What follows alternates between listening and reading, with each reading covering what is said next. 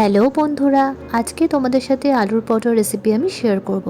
তো প্রথমে পেঁয়াজ, আদা, লঙ্কা, ধনেপাতা কুচো কুচো করে কেটে নিতে হবে। তারপর আলুটাকে ভালো করে সেদ্ধ করে নেব। সেদ্ধ করার পরে কিন্তু ওর মধ্যে আমরা এক একে একটু কালো জিরে, একটু হলুদ, নুন দিয়ে ভালো করে আলুটাকে স্ম্যাশড করতে হবে যাতে কোনো রকম লাম্প ফর্মেশন না থাকে। এরপর কড়াইয়ের মধ্যে কিন্তু আমরা আদা, পেঁয়াজ, ধনেপাতা দিয়ে ওই সেদ্ধ আলুটাকে দিয়ে ভালো করে কিন্তু ভেজে নেব।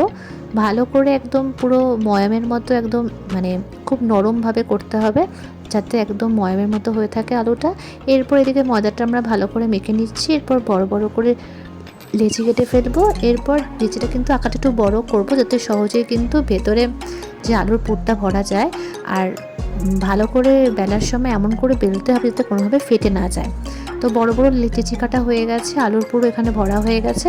এরপর সুন্দর করে চারপাশটা সমানভাবে আমাদের গোল করে বেলতে হবে যাতে কোনোভাবে ফেটে গিয়ে বেরিয়ে না যায়। তো মোটামুটি রেডি হয়ে গেছে। খুব কম তেলে আমাদের বাড়িতে রান্না হয়, তাই দেখো এখানে একদম কম তেলে সেকে সেকে আলুর পরোটা রেডি করা হচ্ছে। তো মোটামুটি আলুর পরোটা রেডি। যথেষ্ট নরম হয়েছিল, ভেতরে ঠাসা আলুর পুর ছিল। তোমরা অবশ্যই জানিও তোমাদের কেমন লাগলো আজকের ব্লগটা।